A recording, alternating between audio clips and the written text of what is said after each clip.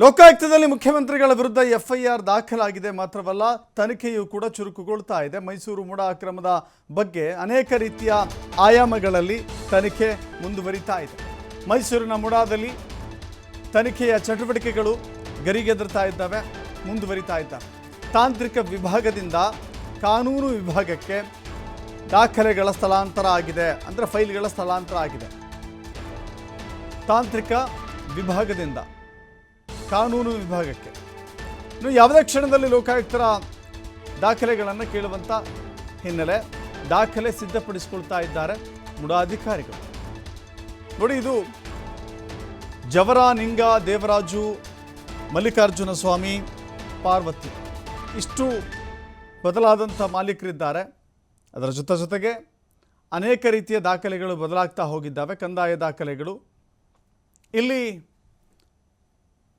ಎರಡು ರೀತಿಯ ಕ್ರಯ ಪತ್ರಗಳಿದ್ದಾವೆ. ಅಂದರೆ ಕ್ರಯ ಅಂದರೆ ಶುದ್ಧ ಕ್ರಯಕ್ಕೆ ಮಲ್ಲಿಕಾರ್ಜುನ ಸ್ವಾಮಿ,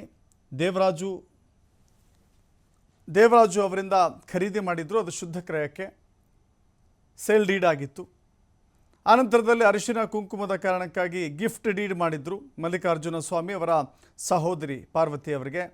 ಸೊ ಆನಂತರದಲ್ಲಿ ಮುಡಾ ಅಧಿಕಾರಿಗಳು ಅದನ್ನು ಅಕ್ವೈರ್ ಮಾಡಿಕೊಳ್ದೇನೆ, ಸ್ವಾಧೀನಪಡಿಸ್ಕೊಳ್ದೇನೆ ಆ ಭೂಮಿಯನ್ನು ಅನುಭವಕ್ಕೆ ತೆಗೆದುಕೊಂಡ್ರು. ಆನಂತರದಲ್ಲಿ ಮುಡಾ ಸೈಟ್ ಆಯಿತು, ಲೇಔಟ್ ಆಯಿತು, ರಸ್ತೆ ಆಯಿತು, ಎಲ್ಲವೂ ಆದ ನಂತರದಲ್ಲಿ ಪರಿಹಾರಕ್ಕಾಗಿ ಅರ್ಜಿ ಹಾಕ್ಕೊಳ್ತಾರೆ. ಅರ್ಜಿ ಹಾಕ್ಕೊಂಡ ತಕ್ಷಣ ಅವತ್ತಿಂದ ಅವತ್ತೇ ಸೈನ್ ಮಾಡಿ ಅವತ್ತಿಂದ ಅವತ್ತೇ ಮುಖ್ಯಮಂತ್ರಿಗಳ ಹೆಂಡತಿಗೆ ಸೈಟ್ ಬಂದಿಲ್ಲ. 16 ವರ್ಷಗಳ ಕಾದ ನಂತರದಲ್ಲಿ 2021ಕ್ಕೆ ಬಸವರಾಜ ಬೊಮ್ಮಾಯಿ ಅವರ ನೇತೃತ್ವದ ಸರ್ಕಾರ ಇರುತ್ತೆ. ಆ ಸಂದರ್ಭದಲ್ಲಿ 14 ಸೈಟ್ಗಳನ್ನು ಪಡೆದುಕೊಳ್ಳಲಾಗಿದೆ. ಆದರೆ 14 ಸೈಟ್ಗಳ ವಿಚಾರದಲ್ಲಿ ಅನೇಕ ರೀತಿಯ ಆರೋಪಗಳು, ಪ್ರತ್ಯಾರೋಪಗಳು ಕೇಳ್ತಾ ಬರ್ತಾ ಇತ್ತು. ಆನಂತರದಲ್ಲಿ ದೂರು ಸಲ್ಲಿಕೆ ಆಯಿತು. ದೂರು ಸಲ್ಲಿಕೆ ಆದ ನಂತರದಲ್ಲಿ ರಾಜ್ಯಪಾಲರು ಅನುಮತಿಯನ್ನು ಕೊಟ್ಟರು. ರಾಜ್ಯಪಾಲರ ಅನುಮತಿಯನ್ನು ಪ್ರಶ್ನಿಸಿ ಮುಖ್ಯಮಂತ್ರಿಗಳು ಹೈಕೋರ್ಟ್ ಮೆಟ್ಟಿಲೇರಿದ್ರು. ಆ ನಂತರದಲ್ಲಿ ನಡೆದಿದ್ದೆಲ್ಲವೂ ಕೂಡ ನಿಮಗೆ ಗೊತ್ತಿರುವಂಥ ವಿಚಾರ. ಇದೀಗ ಕೋರ್ಟ್ ಆದೇಶದ ಅನುಸಾರ ಲೋಕಾಯುಕ್ತರು ತನಿಖೆಯನ್ನು ಮಾಡ್ತಾ ಇದ್ದಾರೆ. FIR ಕೂಡ ದಾಖಲು ಮಾಡಿಕೊಂಡಿದ್ದಾರೆ. A1 ಸಿದ್ದರಾಮಯ್ಯ, A2 ಪಾರ್ವತಿ ಇದ್ದಾರೆ, A3 ಮಲ್ಲಿಕಾರ್ಜುನ ಸ್ವಾಮಿ, A4 ದೇವರಾಜು ಇದ್ದಾರೆ. ಒಟ್ಟು 4 ಜನರ ವಿರುದ್ಧ ತನಿಖೆಯನ್ನು ಮಾಡ್ತಾ ಇರುವಂಥ ಲೋಕಾಯುಕ್ತರು ಅನೇಕ ರೀತಿಯ ದಾಖಲೆಗಳನ್ನು ಕಲೆ ಹಾಕ್ತಾ ಇದ್ದಾರೆ. ಮುಡಾ ಅಧಿಕಾರಿಗಳು ಕೂಡ ಎಲ್ಲ ಪೂರಕ ದಾಖಲೆಗಳನ್ನು ಲೋಕಾಯುಕ್ತಕ್ಕೆ ಸಲ್ಲಿಕೆ ಮಾಡಬೇಕಾಗತ್ತೆ, ಅಥವಾ ಲೋಕಾಯುಕ್ತರೇ ಮುಡಾಗೆ ಕೇಳಬಹುದು ದಾಖಲೆಗಳನ್ನು ಸಲ್ಲಿಸಿ ಅಂಥೇಳಿ. ಆ ಹಿನ್ನೆಲೆಯಲ್ಲಿ ಮುಡಾ ಅಧಿಕಾರಿಗಳು ಎಲ್ಲ ರೀತಿಯ ದಾಖಲೆಗಳನ್ನು ಸಿದ್ಧತೆ ಮಾಡಿಕೊಳ್ತಾ ಇದ್ದಾರೆ ಒಂದು ಕಡೆ.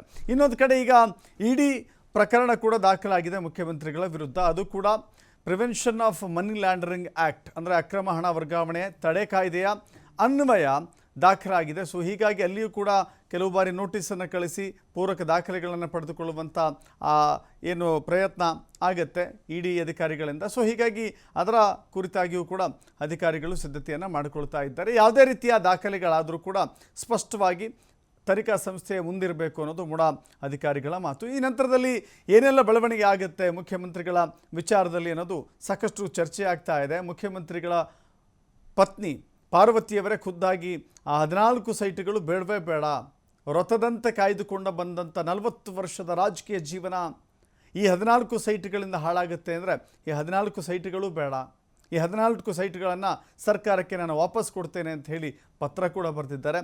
ಅನೇಕ ಬೆಳವಣಿಗೆಗಳಾಗ್ತಾ ಇದೆ. ಒಂದು ಕಡೆ ಲೋಕಾಯುಕ್ತದಲ್ಲಿ FIR ಆಗಿದೆ, ಇನ್ನೊಂದು ಕಡೆ ಇಡಿಯಲ್ಲಿ ECR ಆಗಿದೆ. ಈಗ ಎರಡೂ ತನಿಖಾ ಸಂಸ್ಥೆಗಳ ತನಿಖೆ ಕೂಡ ಮುಂದುವರಿತಾ ಇದೆ. ಲೋಕಾಯುಕ್ತರು ಎಲ್ಲ ದಾಖಲೆಗಳನ್ನು ಸಂಗ್ರಹ ಮಾಡ್ತಾ ಇದ್ದಾರೆ.